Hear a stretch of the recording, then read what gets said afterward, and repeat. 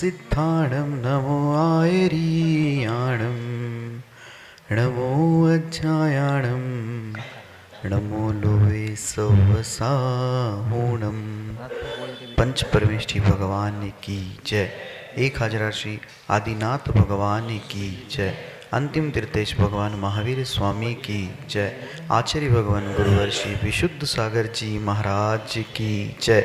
सम्यक समाधान प्रदाता मुनिषि सुप्रभ सागर जी महाराज की जय। मुनिषि प्रणत सागर जी, सौम्य सागर जी मुनि महाराज की जय। जय जन बंधुओं, हम सब यहाँ उपस्थित हुए हैं लोकप्रिय कार्यक्रम सम्यक समाधान के लिए। धर्म नगरी चार चार कल्याणक की नगरी विदिशा, इस नगरी में जो अभूतपूर्व विद्वान संगोष्ठी शुभ लाभ इस मुनिषी के कृति पे हुई, उसके उपरांत आने वाले 14 अक्टूबर को मुनिषी सुप्रभ सागर जी महाराज जी के दीक्षा दिवस के उपलक्ष्य में धर्मनगरी विदिशा में एक ऐतिहासिक आयोजन का संकल्प समाज ने किया है।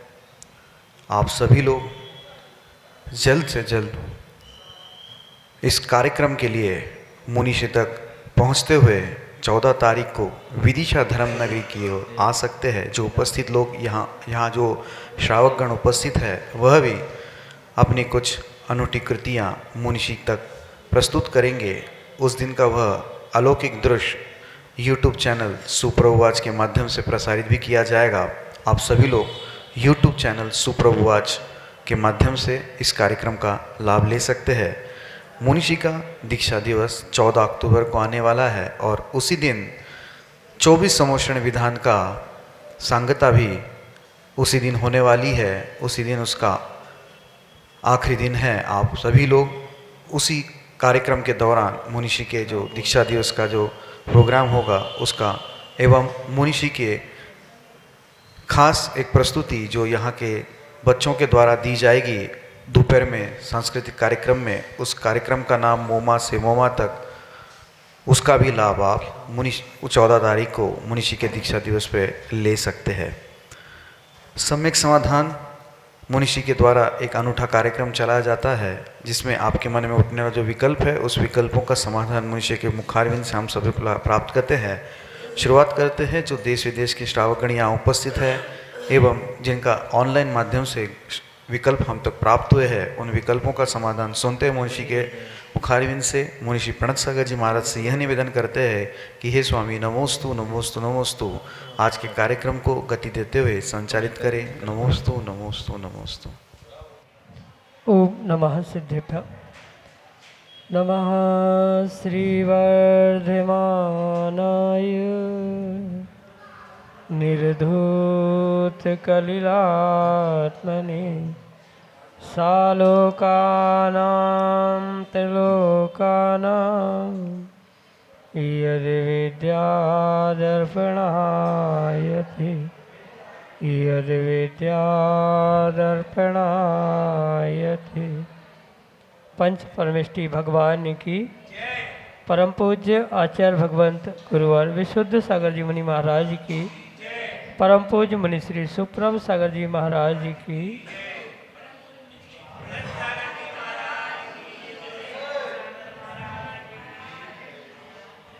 समीचीन विकल्पों का सम्यक समाधान।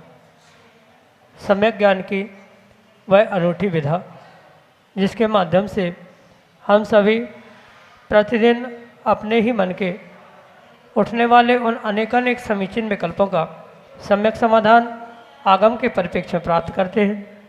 जो सम्यक समाधान निश्चित ही हमारे मन को एक अनूठी शांति की अनुभूति कराने वाला होता है और वही सम्यक समाधान निश्चित ही हमारे आत्मा के कल्याण का कार्यकारी उपाय है।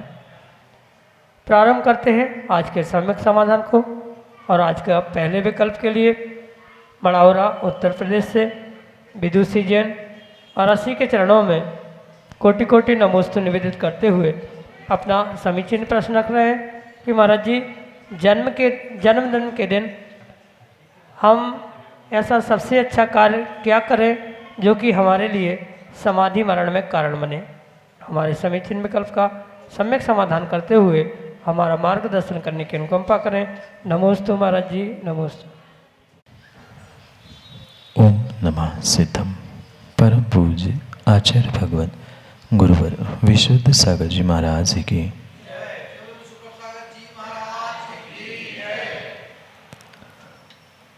जो जन्मदिन मनाने की व्यवस्था वर्तमान में देखी जाती है, वास्तव में ऐसी कोई भौतिकता से युक्त जन्मदिन मनाने की व्यवस्था आगम में नहीं।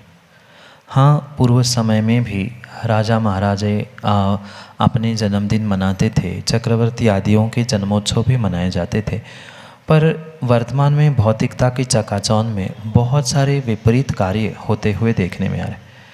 इसलिए अनेक प्रकार से हम उस जन्मदिन को धर्म में बनाते हुए पाप की जगह पुण्य अवश्य ही प्राप्त कर सकते।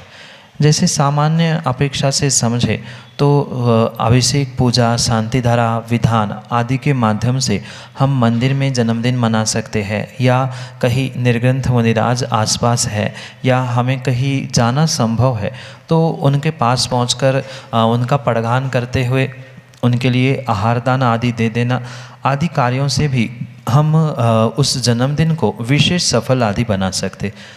दूसरी बात ये भी हो सकती है कि ऐसे जन्मदिन के अवसर पर कहीं ना कहीं हम किसी जिनवाणी को भेंट करने का, जिनवाणी को प्रदान करने का, जिनवाणी प्रकाशित करने का आदि का संकल्प करते हुए धर्म प्रभावना कर सकते हैं।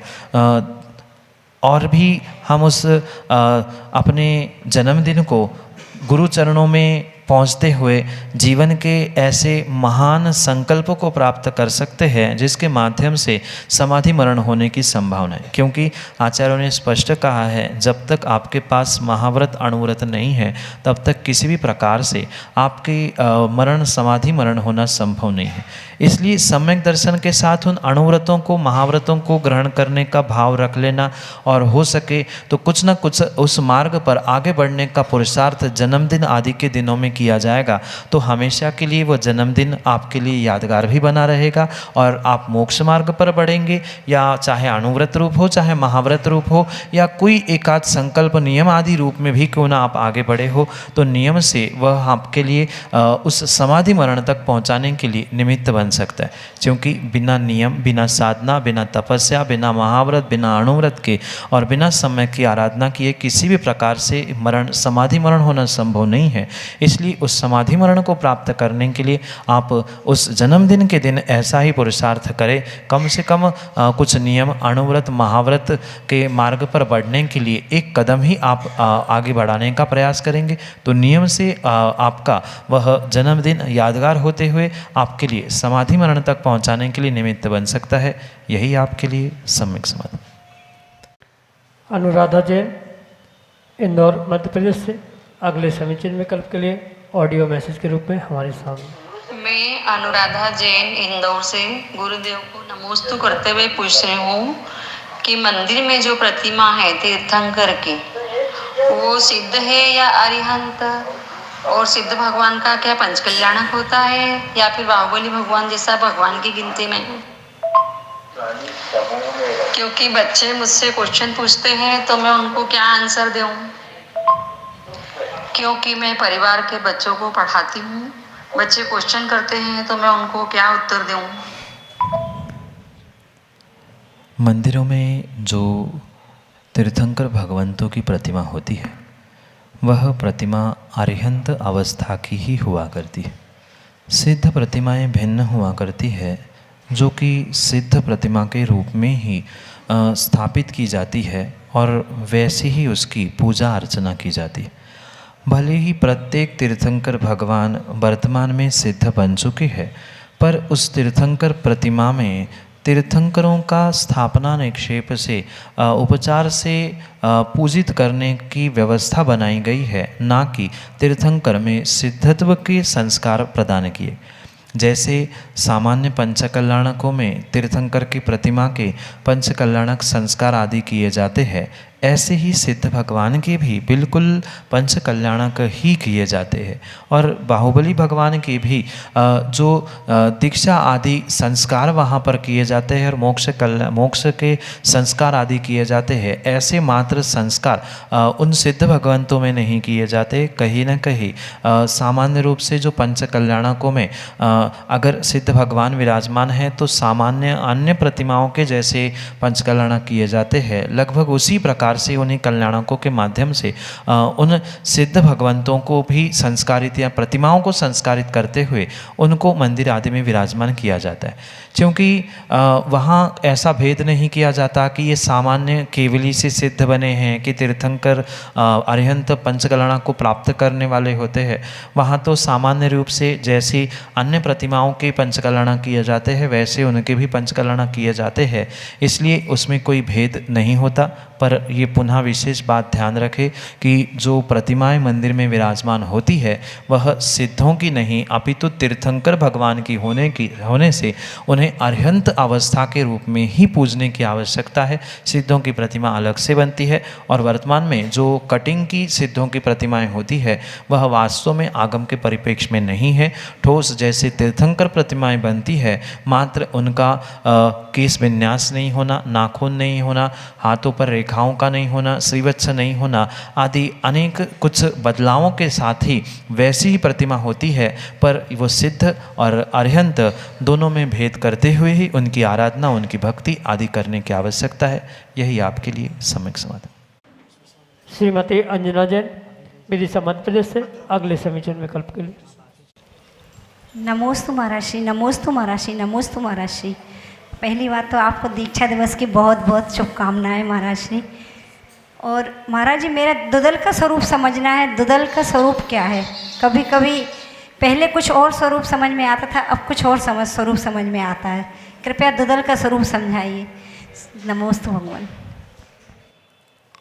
मम्मी दुदर्णम होवी, इस प्रकार का उदाहरण देते हुए आचार्य भगवंत स्पष्ट रूप से कहते हैं कि जो आम दूध यानी जो कच्चे दूध से बना हुआ जो द्विदल का स्वरूप होता है वह वास्तव में द्विदल, मतलब कच्चे दूध के साथ जो दो भाग होने वाले अनाज है उनके मिलने से और मात्र उन दोनों के बर्तन में मिलने से नहीं, अपितु वह जैसे ही मुख में लार के साथ मिलते हैं वहाँ जीवों की उत्पत्ति होती है। बहुत सारे जीवों की इस विषय में मिथ्या कल्पनाएं हैं कि वह दूध और द्विदल अनाज या कोई भी दो भाग होने वाली सामग्री मिलने से बर्तन में ही वह अशुद्ध हो गई, अभक्ष हो गई। ऐसी परिकल्पना नहीं है। आगम के परिप्रेक्ष्य में वास्तविकता को समझने की आवश्यकता है। जो अनाज पुनः समझना, जो अनाज जिसके दो भाग समान रूप से होते हैं, जिसे सामान्य रूप से द्विदल या दाल के रूप में स्वीकार किया जाता है, ऐसी ही सामग्री जिसका आटा बनता है, ऐसे उस अनाज को कच्चे दूध के साथ बनाने के बाद भक्षण करने से जो लार के साथ संबंध होते ही जीवों की उत्पत्ति होने का निमित्त बनता है, ऐसे उन सामग्री को ही द्विदल कहा जाता है। पर भिन्न भिन्न क्षेत्रों में, भिन्न भिन्न समाजों में, स्थानों में भिन्न भिन्न मान्यताएं भी वर्तमान में देखने में आती। बहुत सारे स्थानों में किसी भी प्रकार का दूध हो, दही हो, वह माना कि मूंगफली, बादाम आदि के साथ भी मिलने पर उसे द्विदल माना जाता है। पर आगम के परिप्रेक्ष्य में यह व्यवस्था नहीं है। पुनः समझना, द्विदल अनाज होना आवश्यक है। जैसे मूंगफली है, बादाम है, ये पूर्ण रूप से वह तिलन है, वह अनाज नहीं है। जिसका आटा बनता है वह अनाज कहलाता है। और ऐसे अनाज जिसके दो भाग होते हैं, उस दो भाग होने वाले उस अनाज के साथ कच्चा दूध मिलने से ही वह द्विदल होता है, ऐसा आगम प्रमाण है। और रही बात परंपराओं की, क्षेत्रीय व्यवस्थाओं की, तो हम कितना ही आगम समझे पर क्षेत्रीय व्यवस्थाओं का, परंपराओं का भी कुछ अंशों में ध्यान रखे, ये विवेक आपके पास, सबके पास होने की आवश्यकता है। पर अगर आगम की बात करें तो कच्चा दूध वह दो भाग होने वाले अनाज के साथ मिलने पर जब वह मुख के लार के साथ मिश्रित होता है तभी वह पूर्ण रूप से द्विदल के स्वरूप को प्राप्त होता है और वो ही मात्र अभक्ष्य है, क्षेत्रीय परंपरा भिन्न है। और इन सबसे ऊपर होते हुए मैं ये कहना चाहता हूँ, कम खाओ गम खाओ, उसमें कोई दोष नहीं है। जितना कम खाएंगे उतना ही आपके लिए अच्छा होता है। यही आपके लिए सम्यक समझ। संयम जैन विदिशा मध्य प्रदेश से अगले समीचीन विकल्प के लिए। महाराज जी के चरणों में कोटि कोटि नमोस्तु। नमोस्तु महाराज जी, नमोस्तु महाराज। महाराज जी, किसी व्यक्ति द्वारा या किसी भी गुरु के बारे में अशब्द या कुछ गलत कहा गया हो, उसे किस प्रकार अपना दोष मानना चाहिए और प्रायश्चित लेना चाहिए? नमोस्तु महाराज जी। किसी भी सच्चे देवशास्त्र गुरु के बारे में एक श्रावक को अपशब्द बोलना या उनकी निंदा करना किसी प्रकार से उचित नहीं है। आगम में आचार्य भगवंतों ने इतना तक लिखा है, माना कि कोई श्रावक, कोई सामान्य व्यक्ति भी अगर गलती करता है तो उसकी गलती का बखान सबके सामने नहीं करना चाहिए। जो सम्यक दृष्टि जीव है वह इस विषय को समझता है और वही स्थितिकरण, उपगहन, वात्सल्य आदि का परिचय देते हुए हुई इस धर्मात्मा की गलती को छुपाने का प्रयास करता है, ना कि छपाने का प्रयास करता है। क्योंकि किसी भी प्रकार से सच्चे देवशास्त्र गुरु के प्रति बोले गए अपशब्द, उनकी निंदा नियम से आपके लिए नीच गोत्र का आश्रय करने के लिए प्रचुर निमित्त हो सकती।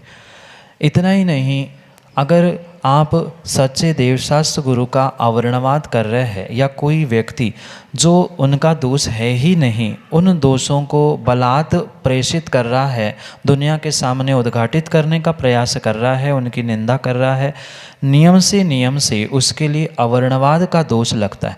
और अवर्णवाद करने से आचार्य भगवंतों ने कहा है कि 70 कोड़ा कोड़ी सागर तक दर्शन मोहनी यानी सम्यक दर्शन से रहित होने की स्थिति उन जीवों की अवश्य ही होती है।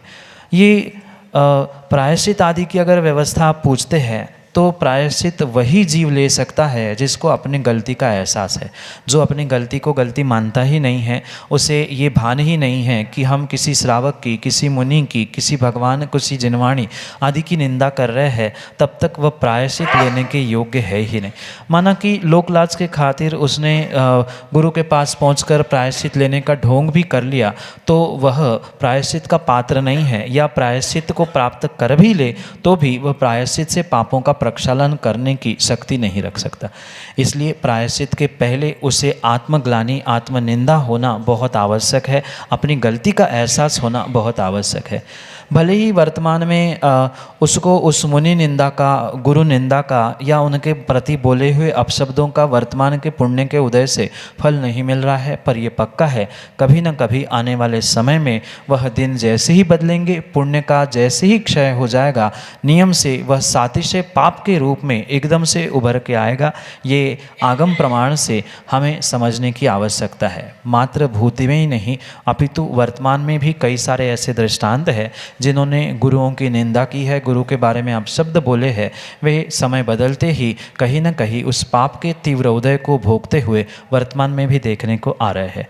इसलिए जो जैसा करता है उसके लिए वैसा फल अवश्य ही मिलता है। ये विकल्प अन्य किसी को भी करने की आवश्यकता नहीं है कि किसने क्या किया, किसको क्या करना चाहिए, उस प्रायश्चित कैसे करें। ये परम सत्य समझे कि यथा गति तथा मति और यथा मति तथा गति। जिसकी जैसी गति होनी है बेचारे की मति ही वैसी मारी जाती है, और जैसी मति है वैसी आने वाली उसकी गति भी होती है। इसलिए उस ऐसे निंदा करने वाले, बुराई करने वाले जीवों को देखकर भी हमारे भीतर किसी भी प्रकार की विपरीतता या किसी भी प्रकार की विपरीत धारणा, उसको बदला लेने की, उसको कुछ करने की, ये भी आपके भीतर नहीं होनी चाहिए। क्योंकि जिसका जैसा पुण्य का, कर्म का नियोग है वह वैसा ही फल को अवश्य ही प्राप्त करेगा। इस भव में नहीं परभव में उसे फल अवश्य ही मिलेगा। यही आपके लिए सम्यक समाधान। डॉक्टर सुनील जैन संचय ललितपुर उत्तर प्रदेश से अगले समीचीन विकल्प के लिए। मेरे आराध्य परम पूज्य गुरुदेव के चरणों में कोटि कोटि नमन। परम पूज्य मुनि श्री जब से यह समीचीन विकल्पों का सम्यक समाधान कार्यक्रम चालू हुआ है, इस कार्यक्रम के माध्यम से पूरे देश में अनेक लोगों का मार्गदर्शन हुआ है। उसका कारण है कि पूज्य मुनिश्री बहुत ही सहज और सरल भाषा में जन मन को झंकृत कर दिया करते हैं, और जो सम्यक समाधान करते हैं वह आगमोक्त ही होता है, आगम से विपरीत नहीं होता है। लेकिन उस आगम को जितनी सहज और सरल तरीके से युवा पीढ़ी समझना चाहती है, उस भाषा में आप समाधान देते हैं। इसलिए इस कार्यक्रम से युवा पीढ़ी भी बहुत अधिक जुड़ा करती है।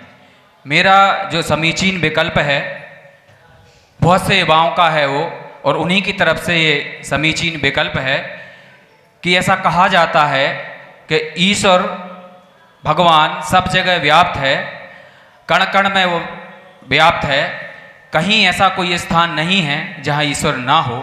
तो आज की युवा पीढ़ी कहती है कि जब सब जगह भगवान है, ईश्वर के व्याप्त है, तो फिर मंदिर जाने की क्या आवश्यकता है, क्योंकि ईश्वर तो देख ही रहा है।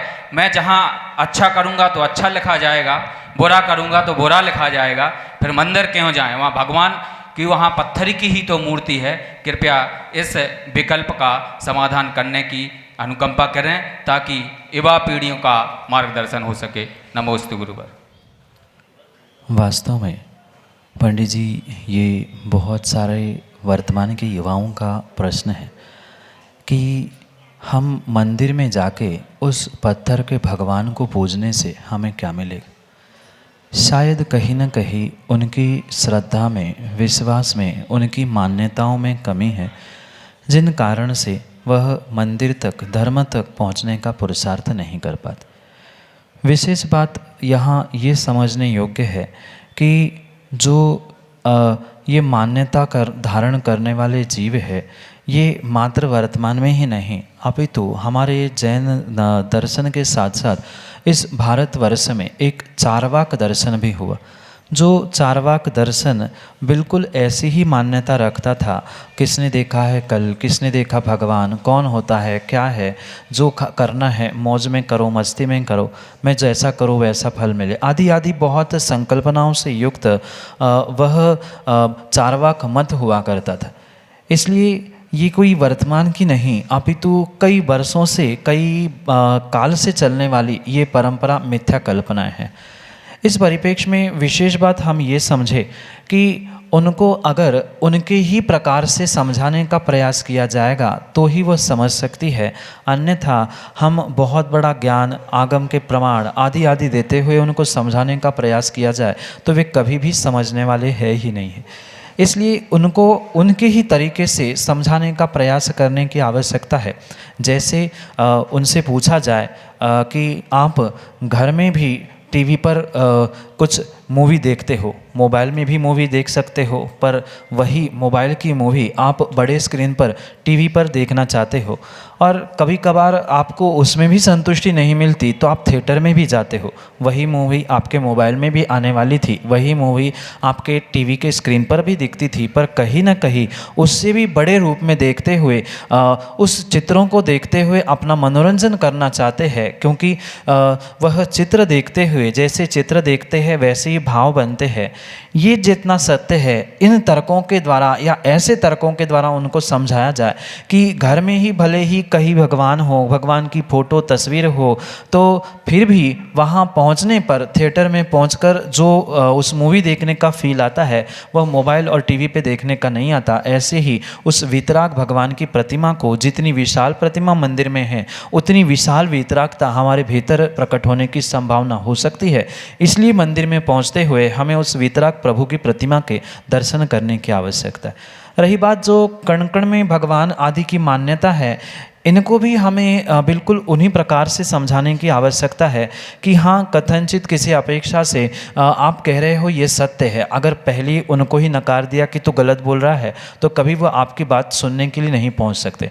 पहले उनको उनके ही तरीके से उनकी ही बातों को हाँ कराते हुए अपनी बात उनके सामने प्रस्तुत की जाए कि भले ही वह एक एक कण में आप भगवान के अंश को मान रहे हैं, पर अंश अंश से जब बूंद बूंद से काम नहीं होता, प्यास नहीं बुझती, तो एक गिलास, एक लोटा, एक जग भर पानी पिया जाता है। ऐसे ही जब अंश अंश से काम हो नहीं रहा है, हमारे दिन बदल नहीं रहे हैं, तो क्यों ना हम पूर्णांश की ओर बढ़ते हुए, पूर्णता की ओर बढ़ते हुए उस वीतराग प्रभु, वीतरागी वैरागी गुरु के चरणों में पहुंचकर अपने जीवन को बदलने का पुरुषार्थ करें।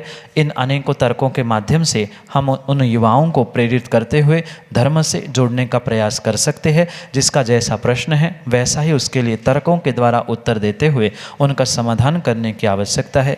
यही आपके लिए सम्यक समाधान। मोदी पवन कुमार जैन, जतारा, मध्य प्रदेश से अगले समीचीन विकल्प के लिए।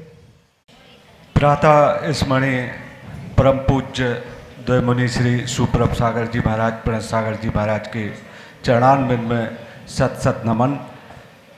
महाराज जी, मेरा प्रश्न ये है कि शाम के टाइम हम शराब का सेवन करें और सुबह जाके भक्ति भाव से अभिषेक करें तो हमें उसका क्या पुण्य मिलेगा? हमारे भाव अच्छे हैं, सुबह भले ही हमने शाम को दारू पी ली या शराब पी ली है, लेकिन सुबह हमारे भाव भक्ति के हैं, तो इसका हमें पुण्य मिलेगा या नहीं मिलेगा? नमोस्तु भगवान।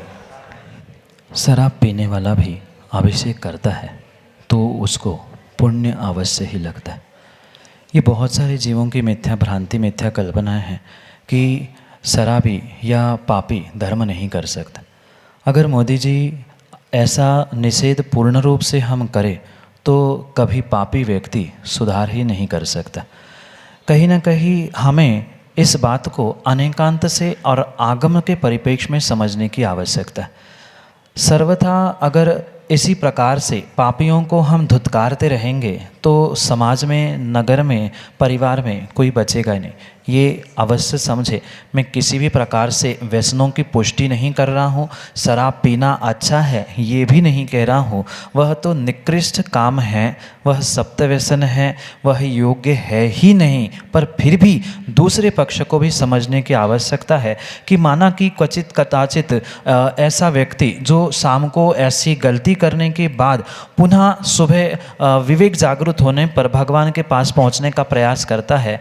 ठीक है, जितना पुण्य आपको नहीं मिल रहा है, बिना शराब पी के अभिषेक करने वाले को नहीं मिल रहा है, उतना पुण्य उसको नहीं मिलेगा, परम सत्य है। पर अगर माना कि क्वचित कदाचित कभी अभिषेक करते हुए ऐसे व्यक्ति को कभी मुनिराज के हाथ पर ग्रास रखते हुए एकाध क्षण ही वैराग्य जागृत हुआ या विवेक जागृत हुआ कि मैं इतना धर्मात्मा भगवान का अभिषेक कर रहा हूँ, मुनिराज के हाथ पर ग्रास रख रहा हूँ और मैं कैसा पाप करता हूँ, अगर एक क्षण भी उसे ये भान हो जाएगा तो पक्का मान लेना वह तत्क्षण उसको छोड़ सकता है। क्योंकि आचार्य भगवंतों ने स्पष्ट कहा है, धम्मे सूरा सु कम्मे सूरा, कम्मे सूरा सु धम्मे सूरा। जो कर्म करने में शूर होता है वही धर्म करने में शूर होता है। अगर इतिहास को हम समझें तो आचार्य पायसागर के पूर्व इतिहास को हम पढ़ के देखें तो आचार्य शांति सागर महाराज ने उस सप्तवैष्णी श्रावक के हाथ में वह कमंडल पकड़ा था। समाज ने बहुत विरोध किया, पर फिर भी मुनिराज ने, आचार्य शांति सागर महाराज ने यही कहा कि अगर आज वह कमंडल पकड़ सकता है तो कल कभी पिछी कमंडल भी पकड़ सकता है। और यही हुआ, वह शराबी सप्तवैष्णी पिछी कमंडल पकड़कर आचार्य पायसागर जैसे महान तपस्वी बने। यही आपके लिए सम्यक समाधान। जय जैन दोस्तों, हम सभी अभी लाभ ले रहे थे लोकप्रिय कार्यक्रम सम्यक समाधान में। सम्यक समाधान प्रदाता मुनिषी सुप्रभ सागर जी मखारविंद से हम सभी लोग अपने मन में उठने वाले जो समीचीन विकल्प है उस विकल्पों का सम्यक समाधान सुन रहे थे। यूट्यूब के माध्यम से प्रतिदिन यह कार्यक्रम ठीक शाम को 4 बजे आदिनाथ टीवी चैनल के माध्यम से यह कार्यक्रम ठीक 4 बजे प्रसारित होता है एवं यूट्यूब चैनल के माध्यम से सम्यक समाधान यह कार्यक्रम 5:13 पे प्रसारित होता है। आप घर बैठे इस कार्यक्रम का लाभ लेना चाहते हो या अपने विकल्पों का सम्यक समाधान प्राप्त करना चाहते हो तो हमारा व्हाट्सएप का नंबर 8707548811 जो नीचे पट्टी पे, स्क्रॉल पे या फ्लिप पे चल रहा है, आप उसके माध्यम से अपने विकल्प हम तक पहुंचा सकते हो। samyak.samadhan@gmail.com यह हमारे जीमेल की आईडी है। आप उस जीमेल की आईडी का प्रयोग करते हुए अपने विकल्प हम तक पहुंचा सकते हो। व्हाट्सएप के द्वारा अपने लिखने में अगर दिक्कत हो रही है तो आप फ़ोटो खींच के अपने विकल्प का, अपने शहर का नाम एवं अपना नाम हम तक पहुंचा सकते हो। प्रतिदिन मुनिषी के प्रवचन शाम को 7:40 पे जिनेवा टीवी चैनल के माध्यम से प्रसारित होते हैं एवं आदिनाथ टीवी चैनल पे दोपहर को 2:20 पे मुनिषी के प्रवचन का प्रसारण होता है। आप सभी लोग घर बैठे इस विदिशा नगरी में जो सुक्ति मुक्तावली महान नीति ग्रंथ का वाचन चल रहा है, उसका लाभ घर बैठे आप जिनेवा टीवी के माध्यम से प्रतिदिन शाम को 7:40 के ले सकते हैं। आज के लिए इतना ही। मुनिषी के चरणों में कोटिशा नमोस्तु करते हुए आज के सम्यक समाधान कार्यक्रम को यहीं पे विराम देते हैं। नमोस्तु नमोस्तु नमोस्तु।